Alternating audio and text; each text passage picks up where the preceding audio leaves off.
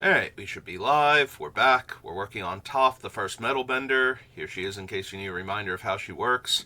And this should be the finale.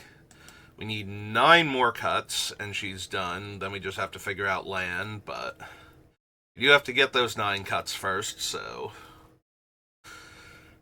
And the last few are always the hardest. So let's see if we can find anything that stands out now that we're near the end.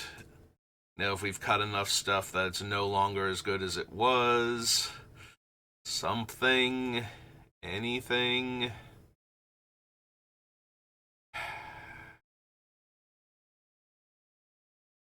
Probably still need to keep Enlightened Tutor. The odd thing about Toph is that she actually benefits more from landfall and taking advantage of the fact that your artifacts trigger landfall than she does turning your artifacts into creatures that don't die. Now, that's still a big part of the deck, and it still works, but the fact that the first time I played with her on Brawl, it's like, no, she's actually really a landfall deck. Like, first and foremost, she is a landfall deck.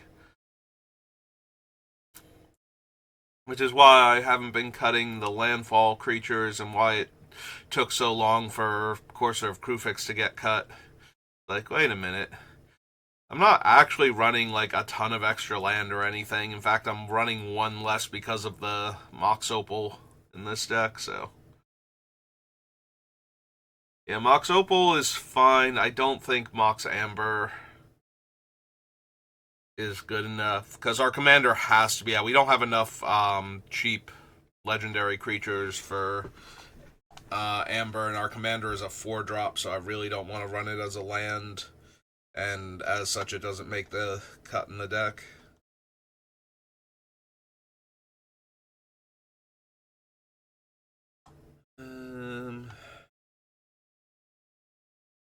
Ravager, Kark Clan Ironworks.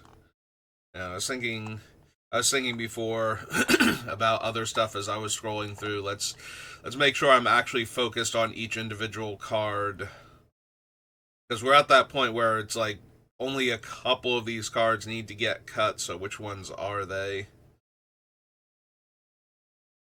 I want to keep Olive Raid because he lets me sacrifice lands for value. So if I need a way to sacrifice a thing so that it can come back, Ollie is one of the ways to do it.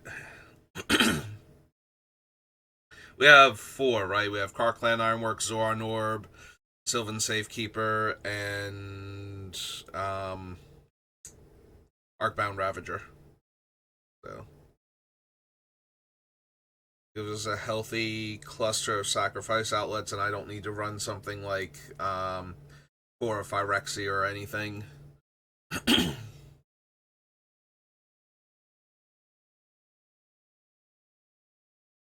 Alright, little closed thing. Why are you still there? Go away. You're very distracting for some reason. Mindslaver, yes. There is a tiny chance Mindslaver could go, but I really don't want it to.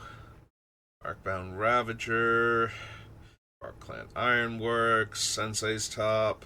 I have way too many ways to shuffle my deck for Sensei's Top to not stay in. Farseek stays.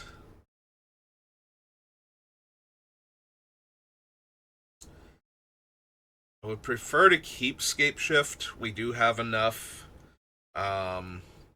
things where we would actually win off of all the landfall triggers, as opposed to just getting a lot of value out of them. We did cut a few things that would have let us win with Scape Shift, but not all of them, so... Like, Gladio's gone, Evolution Sage is gone. Actually, did I cut enough of them? Did I accidentally randomly cut enough landfall cards that Scape Shift isn't fatal anymore? Because I know we have the Rampers, so we have Nisa, Lotus Cobra, and Tireless Provisioner. We do still have the Chocobo Racetrack, which would not only make a ton of birds, but also would buff all of the birds we've already made. Possibly the lethal numbers.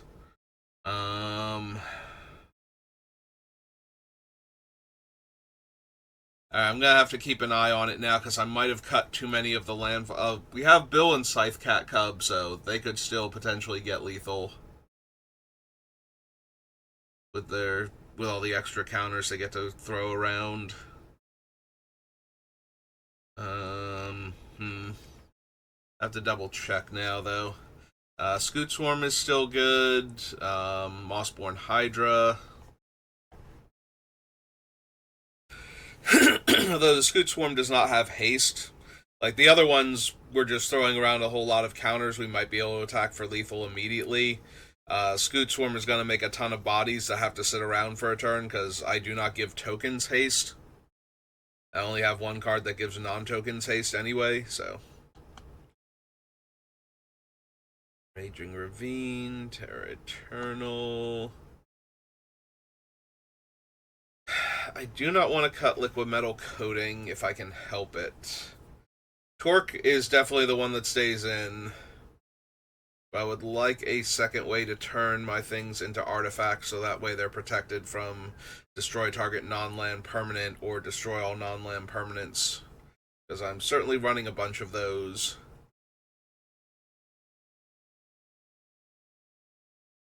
I would like Toph to suddenly become a land in addition to our other types.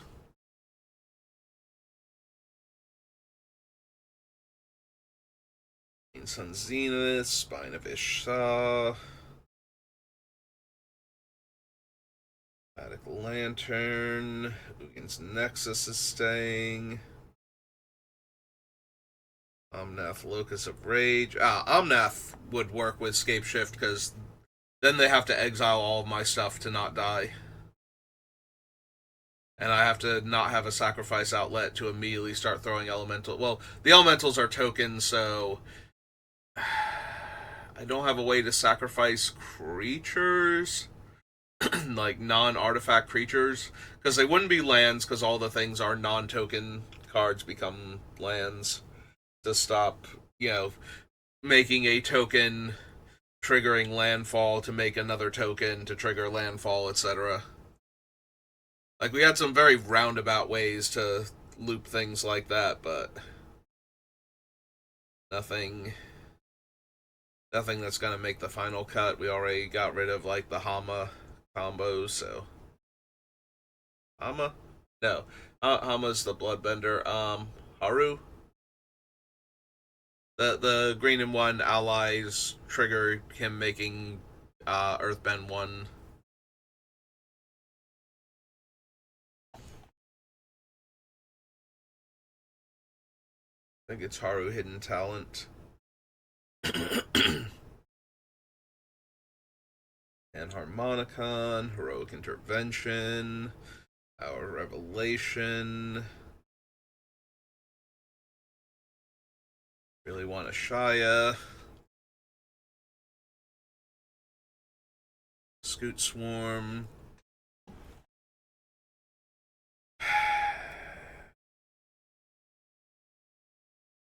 Is it Teleportation Circle? I've cut enough of the ETB Earthbenders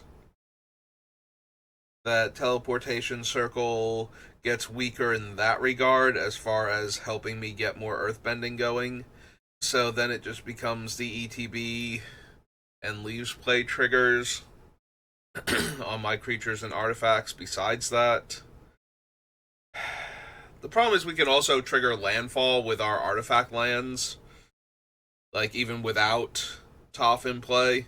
Like, if I just blink one of the bridges or Darksteel.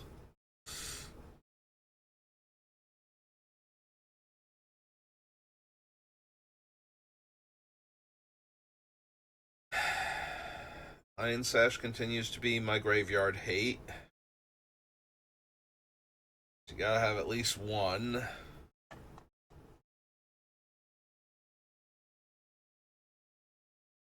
Nightstone and Weakstone. Urza Silex.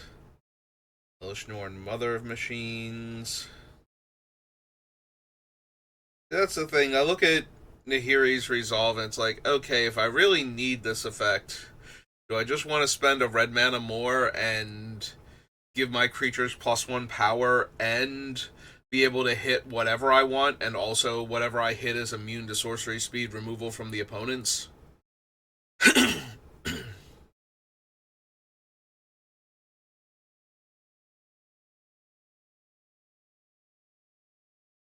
Because for the most part, that seems fine. Obviously, there will be points in time where spending an extra mana on this effect is going to be problematic, but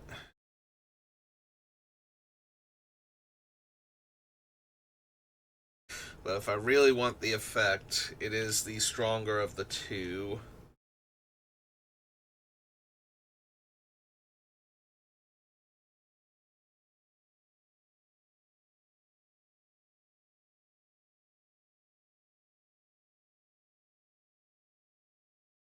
I do desperately need cuts. Alright, give me the teleportation circle.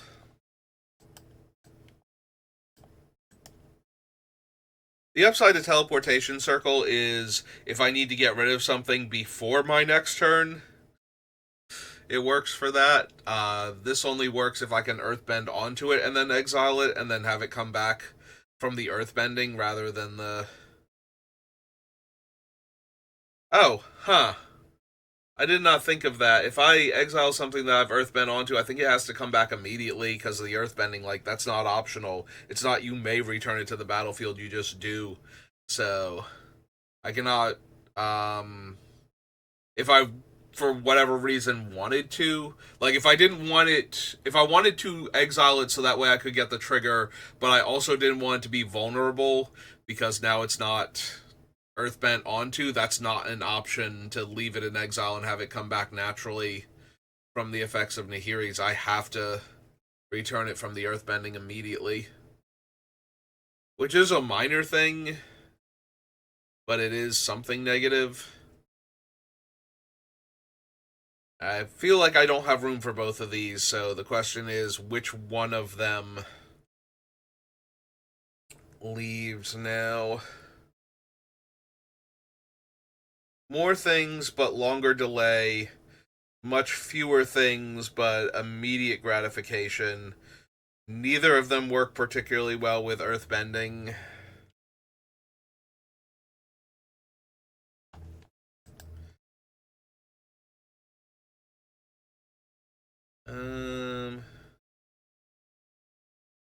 It can also hit artifacts and creatures, so there's no...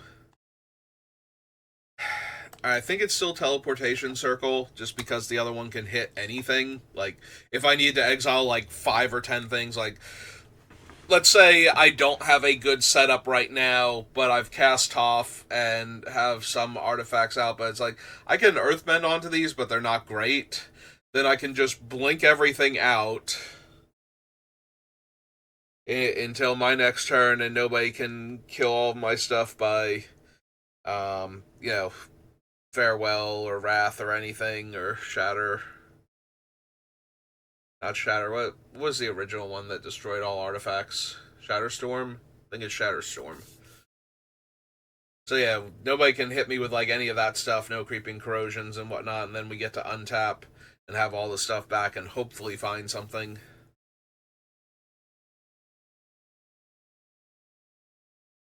Alright, so teleportation circle goes 8 more cuts. Piece of Resurgent definitely stays. I want Gandalf to stay. I want the One Ring to stay.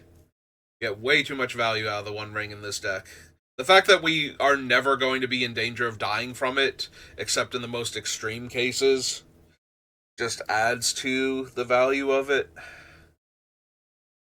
Like, I'm gonna earthbend onto it, and then I'm going to sacrifice it to like anything, assuming that I don't just have Krark-Clan Ironworks out. It's like, I'm gonna sacrifice it, and then it'll come back, and it won't have any of the burden counters on it, and I won't lose life. So the fact that I'm at like 5 now doesn't matter, and depending on how I want to set it up, I can still draw extra cards with it. Not as many, and I have to be careful, but I certainly can. Put a counter on it to draw the card, then sacrifice it before the upkeep comes around. Ideally after having Earthbent onto it again.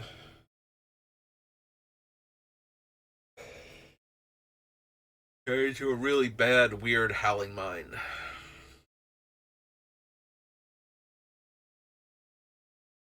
And Earthbending onto it gives it haste, so I would still be able to activate to draw the card. Yeah, One Ring stays. Thousand Moon Smithy. There's an argument to be made for cutting it, but the fact that the token is A, pretty huge in this deck, and B, that we can make multiples of it without having to flip it.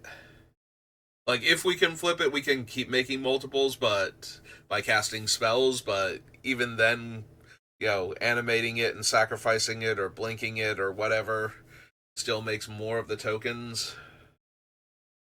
So,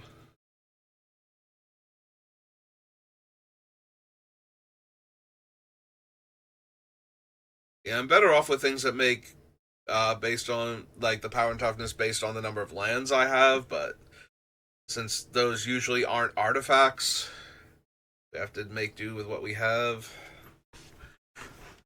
Plus, at least the chocobos grow with landfall. You want to keep Bristly Bill? I will keep Bristly Bill over Scythecat Cub, and I think I want both of them. Ugin's too strong in this deck. We have enough colorless artifacts still.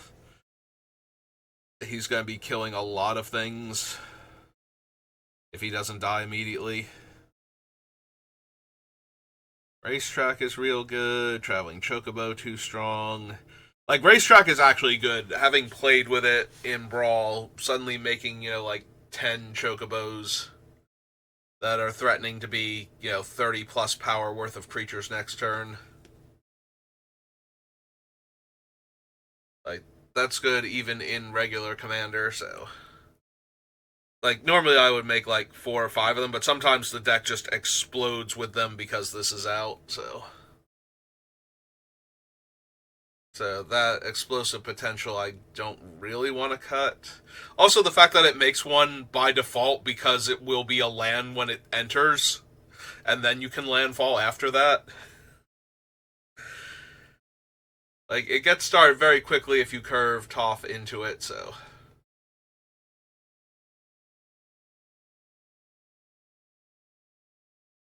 Yeah, we have enough stuff going on that Adagio is worth it as a land. One of my planes. Panic is one of my more reliable card draw spells, and it's a way to kill all of our opponents. Like, dealing 1 damage to each of them adds up real quick in this deck. So, Air Symbiosis is actually our best way to draw cards in this deck. Our commander is a guaranteed draw 2 every time she makes it to our end step, so it's not like we don't have other things that can put counters on. Like activating Bristly Bill to double the number of counters on, I'm assuming himself at that point, if nothing else. When I've got like 3 counters on, if I get to draw 6 off of Terra Symbiosis, it's kind of insane. And we have a bunch of other things. Bossing. Like, I'm looking at all of our Earthbending right now. It's like Bossing Say, Earthbender. Like, Earthbender Ascension drawing us an extra card every time we play a land, even if Toph's not out.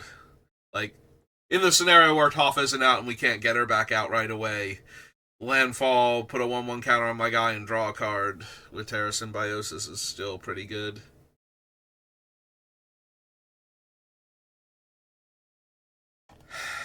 So, is it the double strike Toph? I do hate losing the double strike aspect, but we do have what's its name? Uncivil Unrest to double up the damage that my sources deal if they have 1/1 counters on them, which my stuff normally will have. Like, I have very few lands that can get up on their own without 1/1 counters on them and attack, and one of those lands already has double strike, so anything she buffs is almost definitely getting buffed by Uncivil Unrest, so.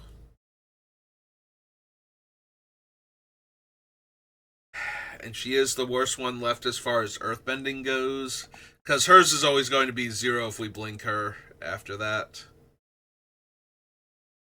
Like Earthbending Master, we can actually start, excuse me, Earthbending for like huge numbers because of all the landfall triggers. So that's already strong. And Hard-Headed Teacher Earthbends when I cast a spell, so as far as being able to earthbend multiple times in a single turn, she has the most potential to do that, so that one's not going anywhere. And Badger Mole Cub just makes all of my artifact lands tap for extra mana when they finally can, which we have multiple ways to enable.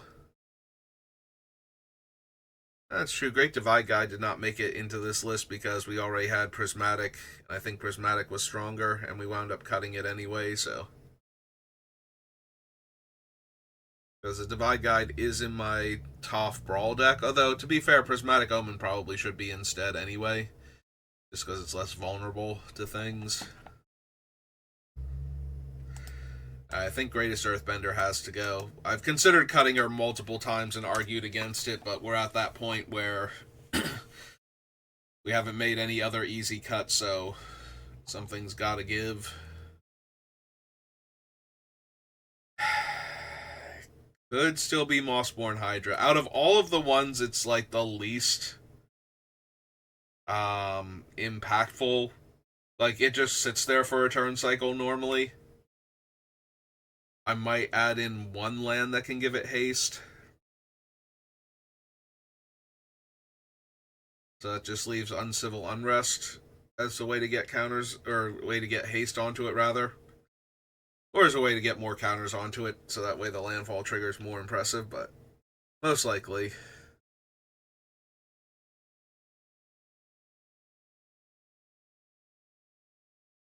Mm.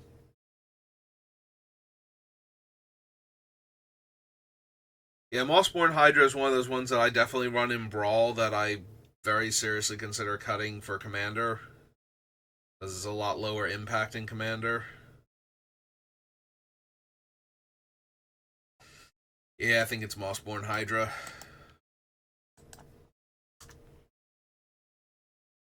Force of Vigor, Liquid Metal Torque.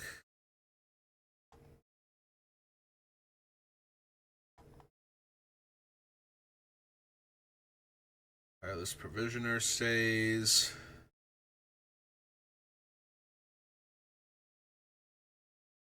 Like, I have to believe Springheart Nantuko is too good to actually cut. Mania, Flawless Maneuver, Deflecting Swat. Eudora is so much fun in this deck.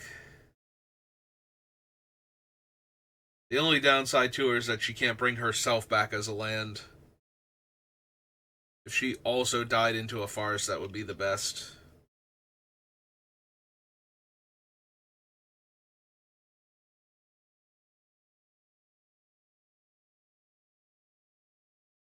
Civil Unrest, Unexplained Absence.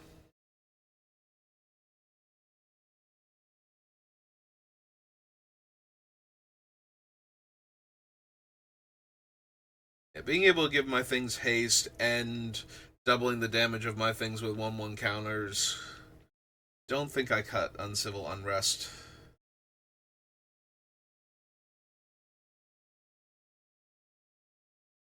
Doom Sentinel definitely stays. Scythe Cat Cub and nothing else. So 1, 2, 3. So we're down to 66.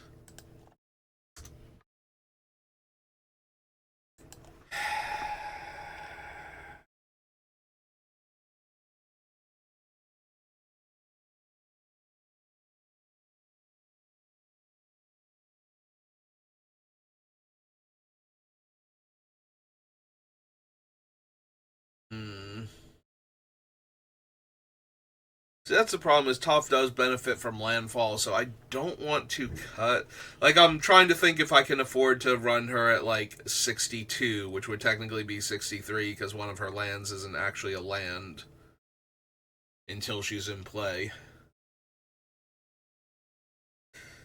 And doesn't make mana until we have 3 artifacts down, but you know, that happens. So, um, hmm. Yeah, I don't know that I want to run her with less than 40 lands.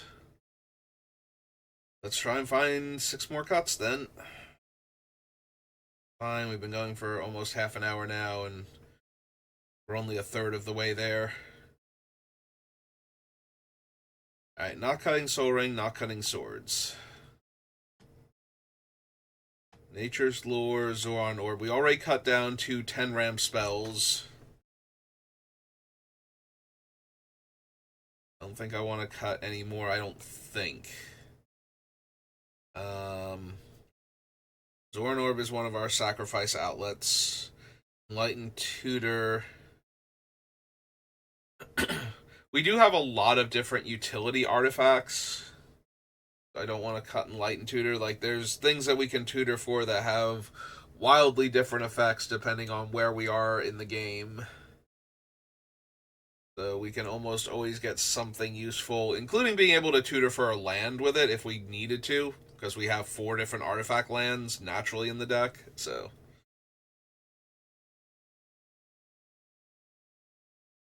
And get those in the early game if we needed to make sure we hit a land drop. And because they're the indestructible lands too, they're even less likely to wander off on us randomly. So if we wanted to have one of them in play early on and we needed to fix our mana, we can always Enlighten Tutor for like the green-red bridge or something.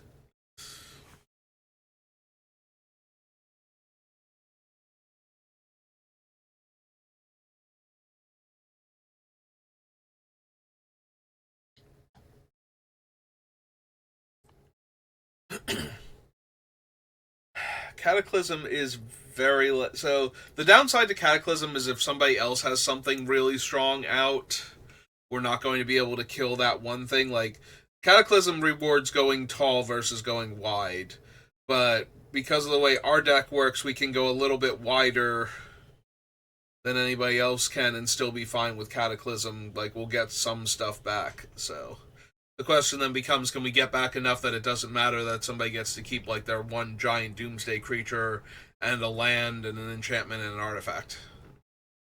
Yeah, like what combination, like how bad does it have to be? Are we sitting like they've got an Ulamog out and like Portal to Phyrexia as their artifact and some other terrifying thing as their enchantment, and it's just, and they get to keep a land. It's like, oh, well, the Cataclysm does nothing to you, does it?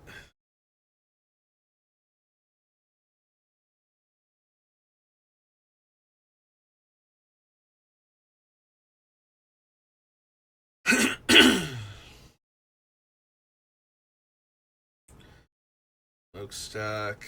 I really like Smokestack in this deck, like more so than in most decks. The fact that it actually can die and come back, so that way I'm almost never losing anything and everybody else is losing everything forever, just amuses me so much. I have a soft heart, my or soft heart. I have a soft spot in my heart for Smokestack from back, like Urza Saga, Tempest era, um, constructed. Actually, I won one of our local tournaments, like small F&M equivalent, back before there were F&Ms, with a mono black aggro deck that ran Smokestack, and it was one of those, we were in the last game, so we were on game 3. They had literally packed up everything else because the tournament had run over long. Like, we were standing at the tables so that they could put the chairs away. It was that bad. And I kept my opening hand and I was on the play. My opponent was Turbo Stasis, and my first turn was Dark Ritual, Priest of Gix, Smokestack, Carnophage, go.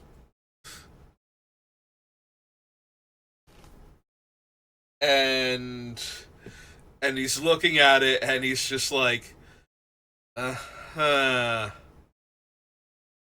And then he got the master plan of not playing anything so that way Smokestack wouldn't kill anything.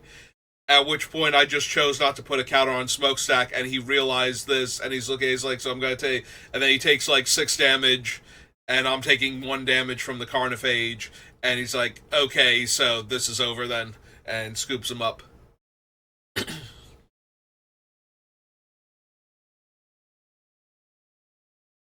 So yeah, I have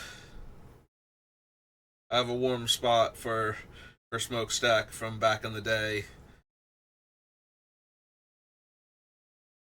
So everybody's hatred of getting like stacks locked out of games is my joy from that memory and from doing other stuff. I played Smokestack for a while back then.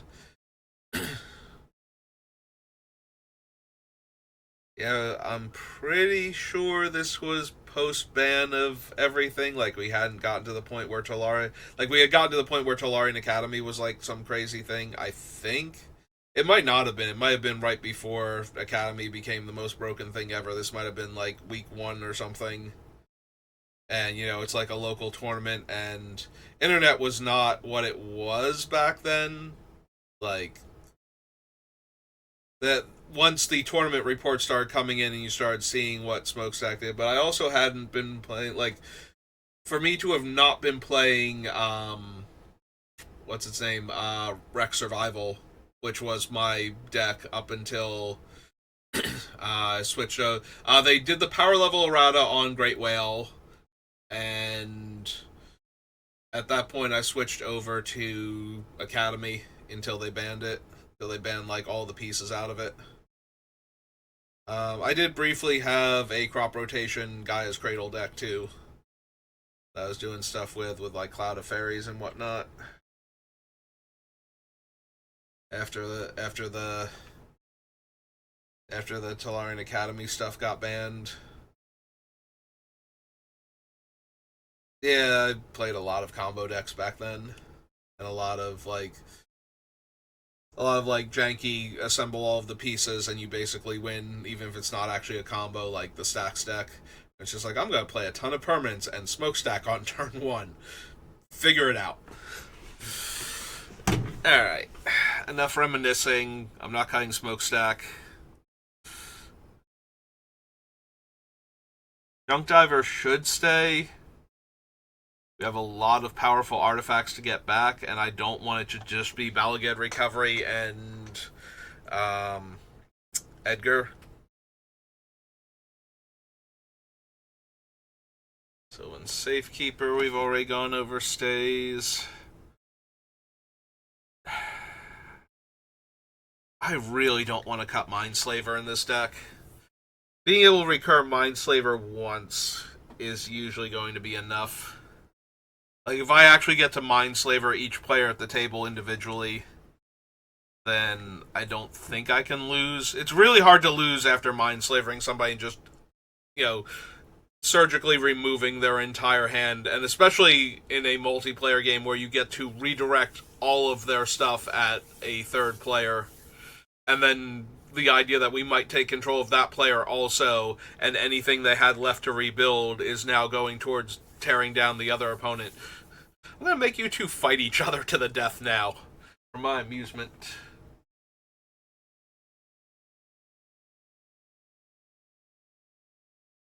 Um, Natasha, I'm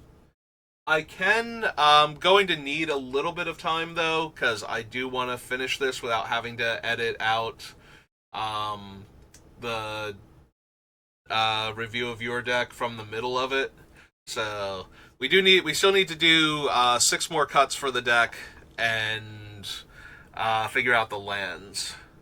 But yeah, if you want to post my bot will time you out for posting the link, but I'll unban you if you have like a Mox field or something with the deck list.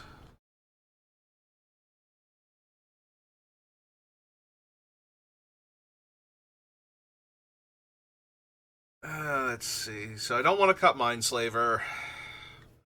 It is one of the cards that I technically don't need.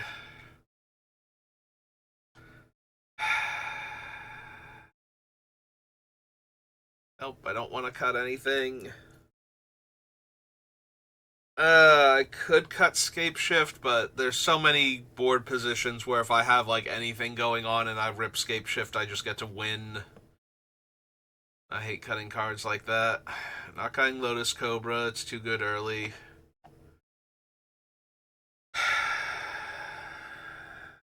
Terra Eternal. Makes all of my artifacts indestructible while Toph is out. Makes Toph indestructible if I have liquid metal coating. But that's not necessarily a thing, or Torque. Like, she could still get exiled. All my stuff can still get exiled. It does make all the destroy effects really bad against me, though. Makes them go elsewhere. Or makes them destroy Terra Eternal, if I can't. Which I might technically be able to protect with the Torque and the coating.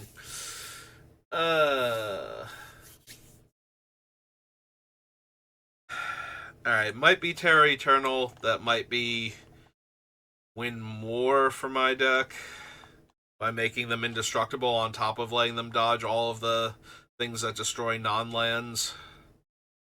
Or exile non-lands, or whatever. It could technically be the Chromatic Lantern. I did cut Chromatic Lantern from Brawl Toph and just ran what's their names? Urborg and Yavimaya. But I think I also managed to get Great Divide Guide in there as a creature, so if we can cut, if we're not running him, we can run the Chromatic Lantern, that would be fine. Not cutting Ugin's Nexus, I like my one card infinite win combo. Or infinite turns combo. Omnath, I know it's not one card, but my commander and then it just needs to die. So technically it's still a 3-card combo, but whatever. It's very easy to assemble. Not cutting Omnath. He's one of the better win cons in the deck.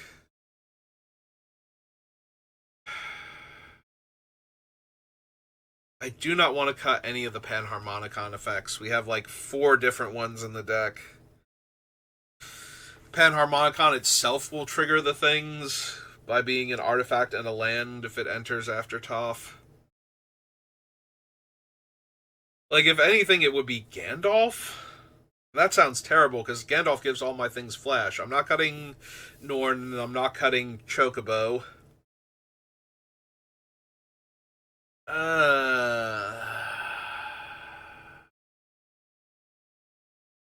Alright. Look, I can refuse to cut things all I want, but eventually something's gotta give.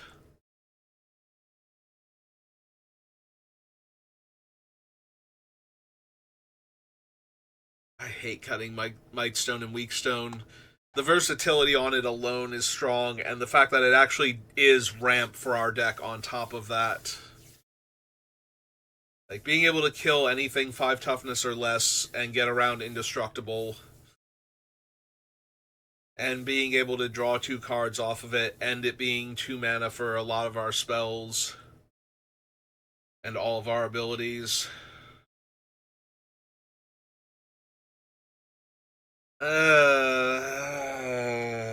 Because if I cut that, our main card draw are Terra Symbiosis, One Ring, and Tanic.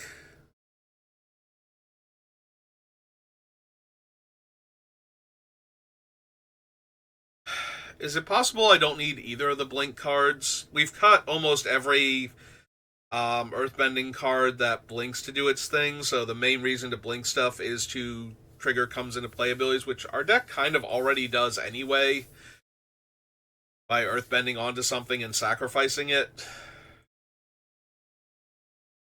Like, do I need a card that circumvents the main thrust of the deck in order to just blink the thing outright?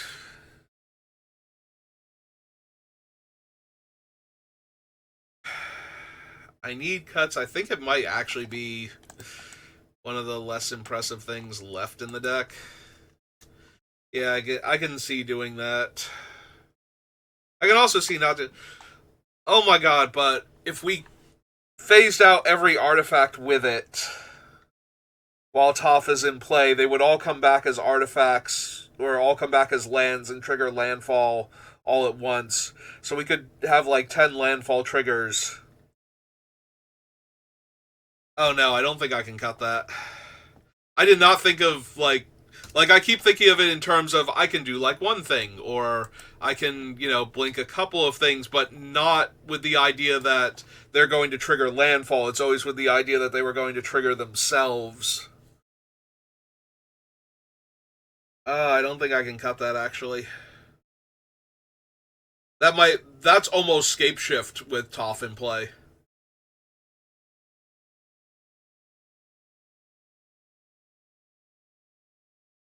I can even phase out the things that grant landfall, or that have like the actual landfall ability cards themselves, so that way everything comes back in simultaneously. They see each other, they all trigger. As long as I have like something out, like if it's Bill or Scythe Cat Cub, as long as I have something out to put all the 1/1 counters on and attack with immediately, everything else can be hiding. Like all the important cards can be hiding in like the Chocobo tokens or something can be the cards in play.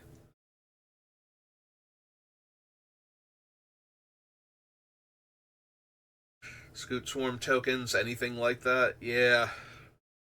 Yeah, that might be too strong. Well, I'm glad our deck has really good cards in it, but that's not helping me make cuts.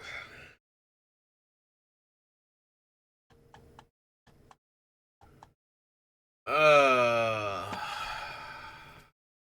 is it the Thousand Moon Smithy? Is like one giant guy not good enough? Or even like a giant guy every turn not good enough?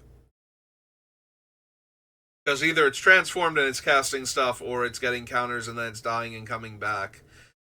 Like, those are the two ways it makes a person, so is it just not good enough? I can see it going. Like, we have so many other dumb, powerful things going on. I can see that not being good enough on its own.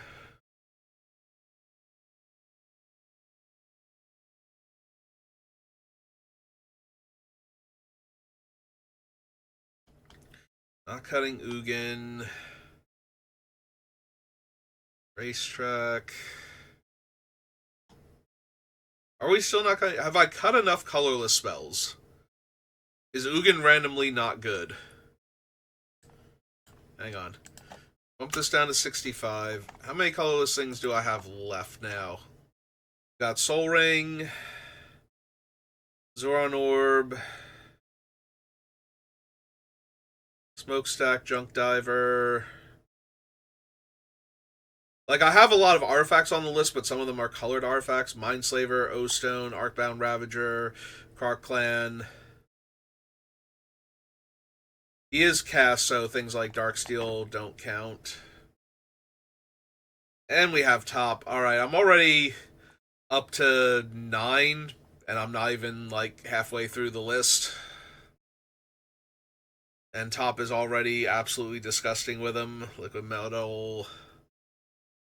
The Mox is in there. Spine. Yeah, okay, we keep Ugin.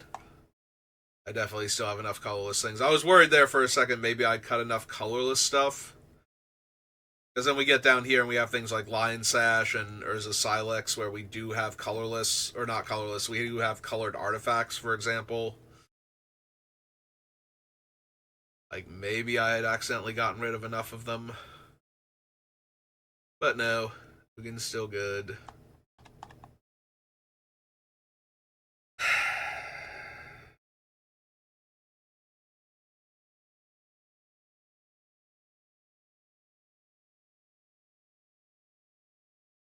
Part of me wants to cut Ascension, the other part of me is like, no, you turn this thing on by breathing. Like, it gives you the first one, it needs 3 others. Getting 3 more landfall triggers with the way the deck works is not that difficult. And everyone thereafter gives. And that one, that fourth one, technically, but that third one that you actually have to put the effort into. And everyone thereafter is a 1/1 counter and trample until end of turn.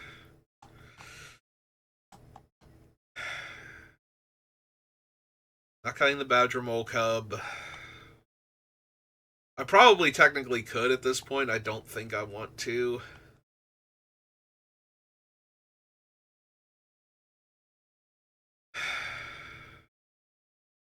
Is it Springheart Nantuko? That sounds awful saying it out loud. Is it Springheart Nantuko? Like, I can't copy the Tophs. I can't copy Norn or Gandalf or anything, but Bristly Bill does not work. I can copy things like Scoop Mob, or Swarm, but that's not really doing much since they'll get copied anyway. I can copy things like Tireless Provisioner and Lotus Cobra to get a lot of extra mana. I can copy. What are the scariest things I can copy with this? Because that might actually be a consideration. Like, that actually do anything. Junk Diver's fine. Although I do have difficulty getting the tokens off the table whenever I want to. Ollie's not amazing. He's fine. Arcbound Ravager's decent.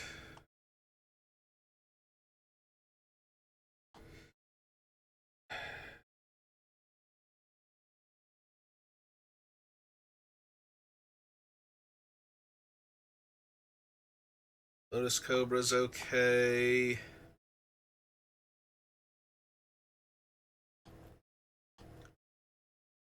If I don't find anything that's like, no, this is the thing I desperately need to copy. Omnath doesn't work.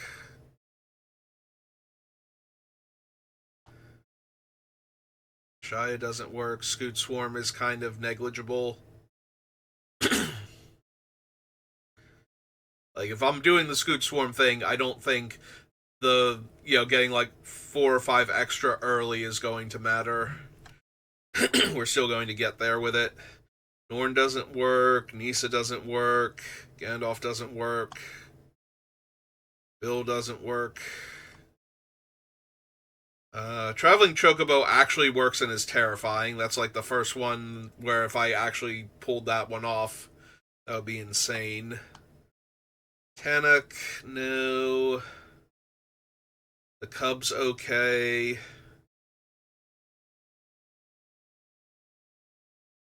The Tophs don't work. Yeah, I think it is. Meteor Golem's real strong. Provisioner's decent. Yeah, most of them are decent. There's only a couple of them that are actually super strong to copy, so. Titania doesn't work. Ghidorah doesn't work. Edgar doesn't work. Sentinel doesn't even work because it has to enter from the graveyard to do its thing, so it's Scythecat Cub. Alright. Down to 64.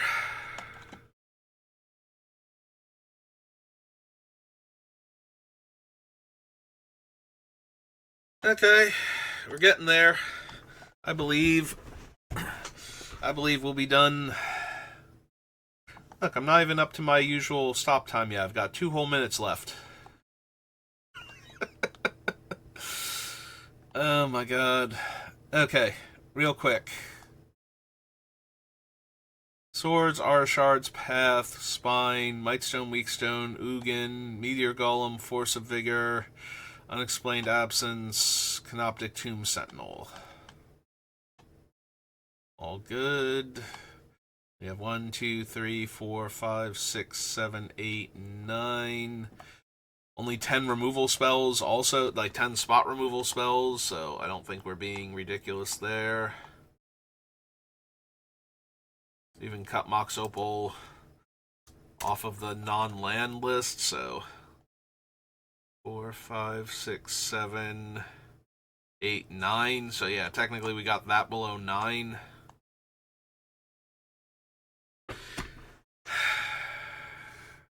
Can I part with one more Doomsday device and still feel like if I got rid of Cataclysm, because Cataclysm is potentially the worst one depending on what everybody else has out.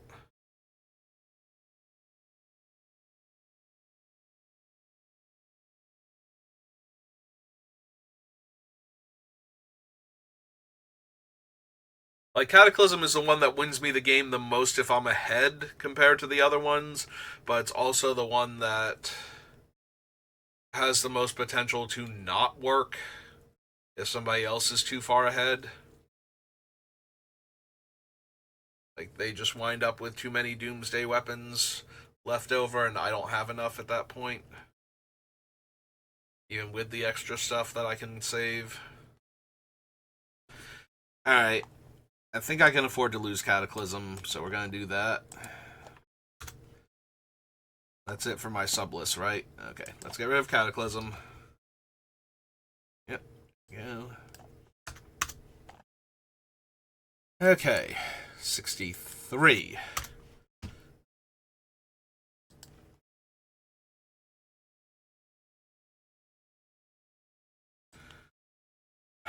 Alright, start from the bottom, work up, see if changing order helps. Still want Scythecat Cub. Canoptic Tomb Sentinel stays. Edgar's one of the few ways we have to get stuff back. Unexplained Absence, one of our better removal spells. Do I actually need Uncivil Unrest? We got rid of the Mossborn Hydra.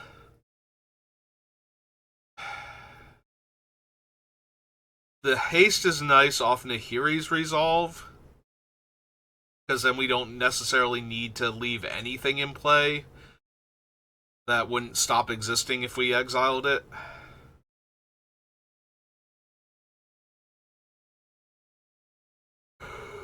But it's only the one way to give things haste.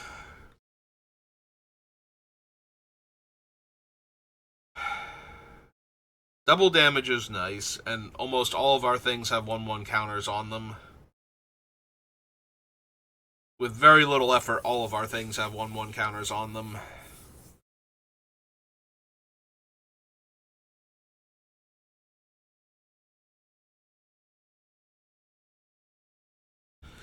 It might be Uncivil Unrest, let me think about it.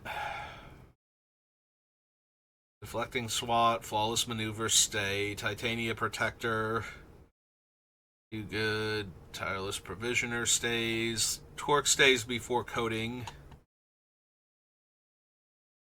Force of Vigor still going to stay. Meteor Golem. Hello, Scorpio. How are you?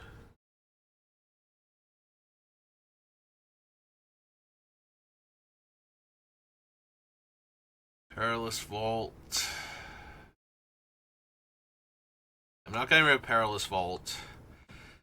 We don't get rid of Master. We definitely don't get rid of Teacher. Ascension has minor potential to go.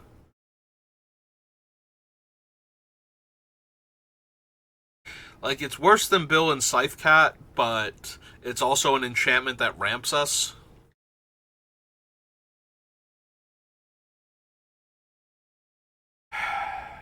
I don't think I can get rid of Badger Mole Cub. Bossing Say is one of our better earthbending enablers, because we can just always activate it.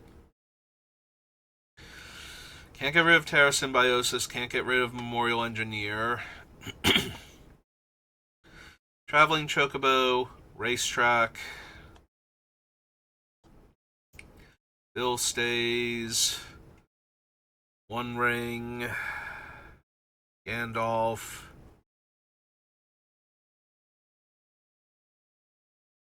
I think I am going to lose the Uncivil Unrest. The more I think about it, the less I like cutting the other things. I think it might actually be Earthbender's Ascension, too. Either that or maybe we leave the Earthbender's Ascension in as another ramp spell and just go one land less, but I think Uncivil Unrest can go.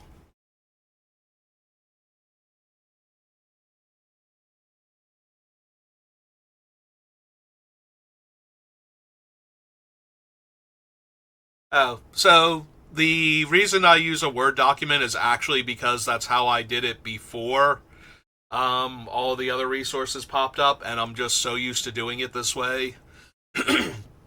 that when I started streaming, I just kept building decks using a Word document instead. But yeah, that's why I do it. It's just force of habit at this point. Alright, so maybe we leave it at like 61 spells. We cut the Uncivil Unrest, but I do need to find at least one more, I think. Because I think I would rather have Earthbender's Ascension than one random land in the deck. It's a land that I have to spend 3 mana on, so that's a little bit rough, but I think I can afford to have one of those for the payoff of the landfall triggers.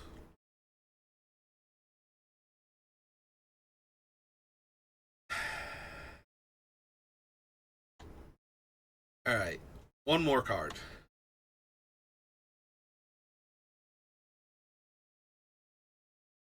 Yeah, I'm looking at you, Mightstone and Weakstone. I feel awful. Not cutting a Shia. Shia too good. Unless somebody Armageddon's me, then a Shia terrible, but you know, that's already true of this deck. Armageddon is like the worst possible thing in a lot of cases. Do still have Terror Eternal on the list though. I don't think I'm cutting it. It could be the cut though.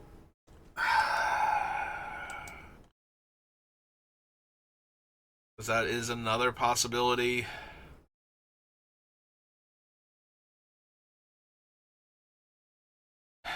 I'm going to wind up with 62 spells, and one of my land is going to be a Mox Opal, isn't it? At this rate.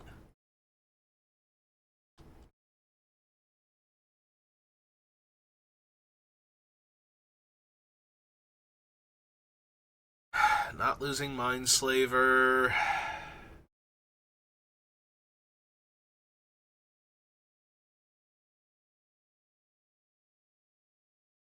What creatures am I actually tutoring for with Eladamri's Call?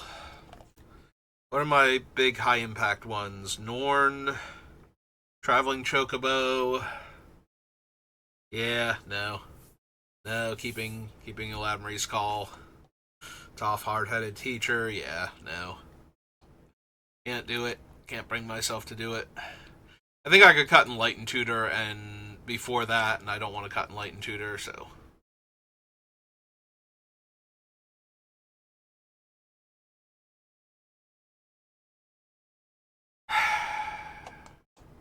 Alright, so Uncivil Unrest brings us down to 62. I really can't bring myself to cut one more card. There's not one other card on this list that is so medium. Maybe it's just the coding, and then we only have Torque. The problem is that coding is only really good at 2 things. It's good at turning Toph into an artifact right before I destroy all non-land permanents, and turning one of my things that isn't already an artifact land into an artifact land to dodge things like destroy target non-land permanent on the opponent's side of the table. Like, those are the 2 things it's used for, and it's basically the same thing.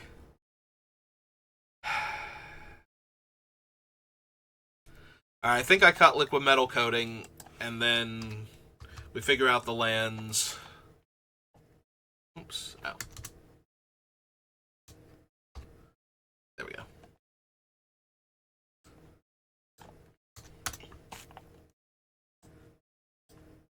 And like most of our commander decks, if and when I eventually get around to building it and testing it out, we can always...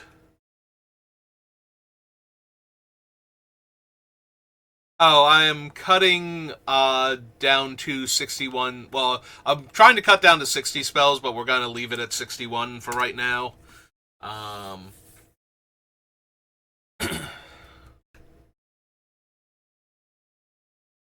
Alright, so now we need to figure out what non-basic lands we have already on the list. 46. Well, we don't have room for all of that, so that's gonna have to go. Plateau, Savannah, and Taiga all stay.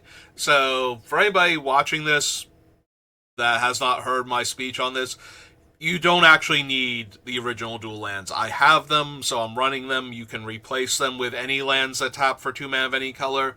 If you replace enough of them that don't have basic land types, you should probably consider cutting the fetches at that point and replacing those with other dual lands also. And at that point, you probably don't need Sensei's Divining Top as much as I use it. There's still a bunch of searching and whatnot, but it might not be as good, so make sure you check before you just jam that in the deck. But yeah, I have them, so I'm running them. Same with Mishra's Workshop, it just makes the deck go a little bit faster. We already have Ancient Tomb on here if you want to replace Workshop with something else.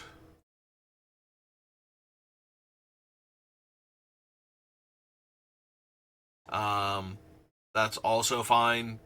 Like any other land that... There's not a whole lot of other lands that will tap for extra mana. You can probably... Oh, you can definitely get away with, what's its name? Temple of the False Gods would work. Since all of your artifacts will be land, so that will turn on the temple much faster. Same thing for the other one, the Shrine to False Gods. I forget if that only taps for... what's their names? Eldrazi or something, or colorless spells. I did not spell Shrine right.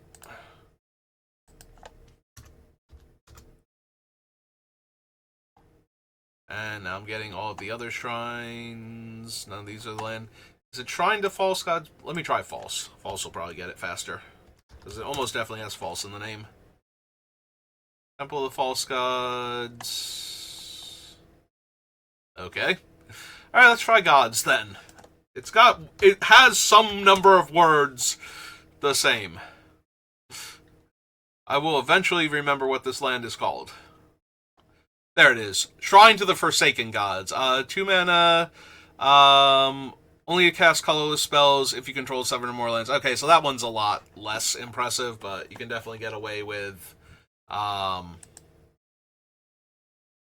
of the False God, though, in place of the Workshop. So, oops, did not mean to backspace that much. Alright, so Workshop, Ancient Tomb, Croson Verge, and all of the fetches stay. Darksteel Citadel, Sacred Foundry. I really don't have a ton of room for lands, do I? Jungle Shrine. Raging Ravine, we made Mox Opal an honorary land. Cavern of Souls, Thespian Stage. Balaged Recovery. We can probably lose the Karn's Bastion. I already have a few other colorless sources on the list, and... Woe endures. Who endures? Seiju endures. Jetmir. Commercial District, Elegant, and Lush. Adasia, Bossing Say. Yeah, I really don't have room for all of these lands. Okay. In that case... let's get rid of the cycling lands, definitely. So, not Hour of Devastation, Amonkhet. Oh, I didn't have the other two on the list anyway. Okay, so that makes that easier. We probably don't need the Battle for Zendikar dual lands either. We can get rid of those two and the one from the commander deck. I'd rather have the Murders at Karlov Manor, the Surveil lands, than... Oh, not far enough. There it is. Radiant Summit can go. Alright. Oh. So, how many do we have left? 41. I still need to cut a bunch of them. Okay. Because I do want to have a handful of basics at least. So...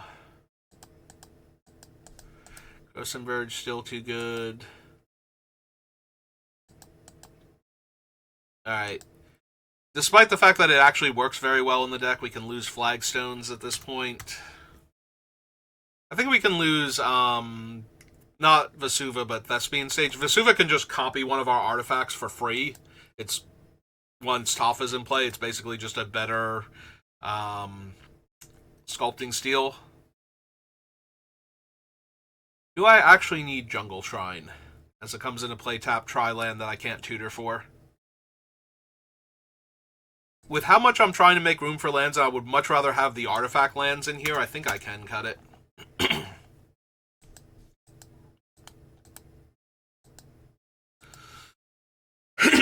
Do we lose Raging Ravine next?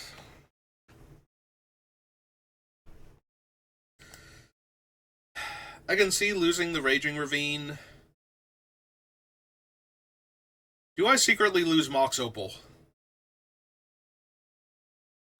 Probably not. I think I... how many cheap artifacts do I have? Because I definitely have a ton of artifacts, but a lot of them are in like the 3 and 4 mana range. Maybe I don't have room for Mox Opal in this deck. It was already kind of iffy putting it in the land section.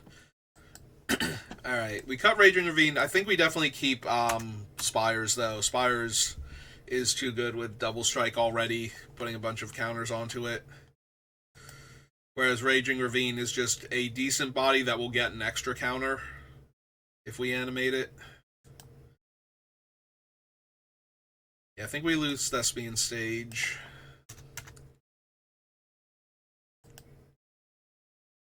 Alright, we're getting there. We have room for basics now. Now we just need to make room for a few more basics. Never cutting Boseiju, not cutting Jetmirs. Dajia's fine. Not cutting Bossing Say from here. Can't cut Yavimaya. Can't cut Command Tower. Okay, so right now we have 36, which leaves us with room for 4 basic lands. How soft do I want to be to Blood Moon, Winter Moon, and all of the various creature versions thereof?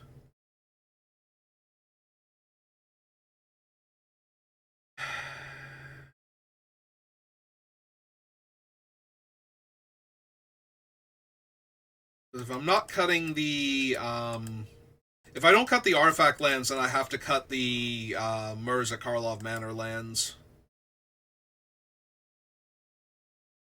And that still leaves me with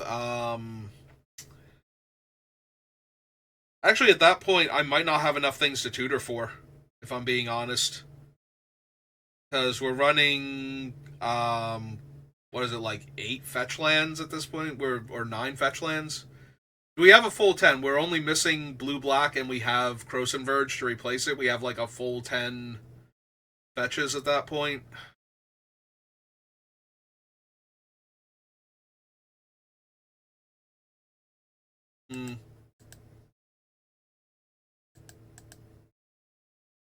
Yeah, can't cut the Urborg. Do I go a little lighter on the fetch lands, actually? No, because I want to trigger landfall as much as possible.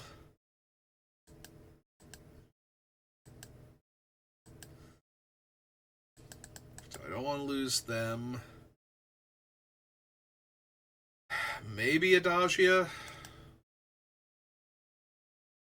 Like, originally it was in here because it's basically for free. Like, it's taking up a land slot, and it's giving me the option to make copies of some of my more powerful artifacts and enchantments that are in this deck. But it's not actually free if I don't have room for it.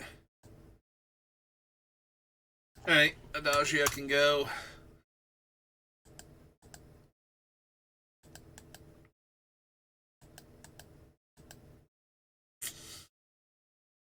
Is there anything else?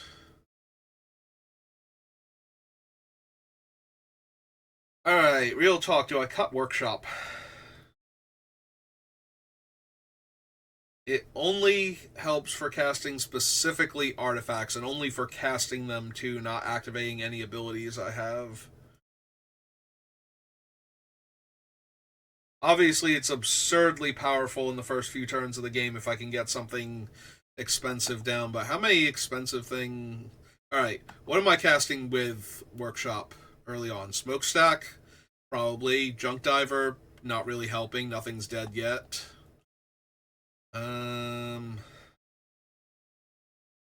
Gets Mindslaver faster, and I should still have the mana to activate it. Turn 1 O-Stone, not helping much. Ravager can be decent. Crocland Ironworks is nice to have faster. Top not really helping. Lotus Cobra, Terra Eternal, none of you are artifacts. Spine of Ishtar is helpful when it comes down a lot sooner. Chromatic Lantern strong. Also makes Mishra's Workshop actually tap for mana for casting other spells too. Nexus would be decent. Although I do still need to get Toph down, and I can't cast Toph with... That's the thing, I can't cast a lot of my things with Workshop mana, so I need to see what I can cast with Workshop mana. And Harmonicon really strong. Start doubling up on those triggers early.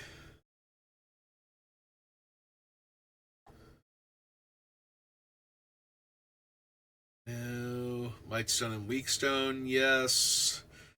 Silex is kind of whatever, like it doesn't do anything for a bit. Handoff. One ring would be incredibly strong.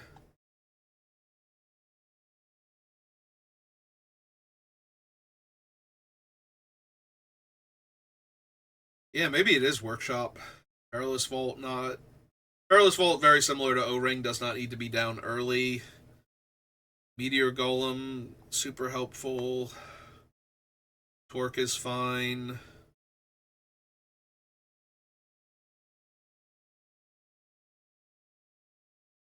Sentinel, fine. Yeah, actually, I think we can lose Workshop. Despite the number of artifacts in the deck, I don't think it's helping as much as it will hurt when it doesn't tap for mana from my other spells. Alright, we got to cut the 500, or 500, like, $2,000 card off of the list. I'd say I wish they were still 500, but at least I have mine. Bazaar, on the other hand, I kind of wish was still 500, so I could grab 2 more of them. Alright, so now what does that bring our land count down to? 34. So that's 65. That leaves us room for 5 basics. So I feel like it's double forest, double plains, single mountain, because the most likely way to cut off mana is Blood Moon type effects. So Blood Moon and Magus of the Moon. Alright. I think we're good. I don't need you guys anymore. I did my editing for that. Alright, so Plains 2, Forest 2, Mountain 1.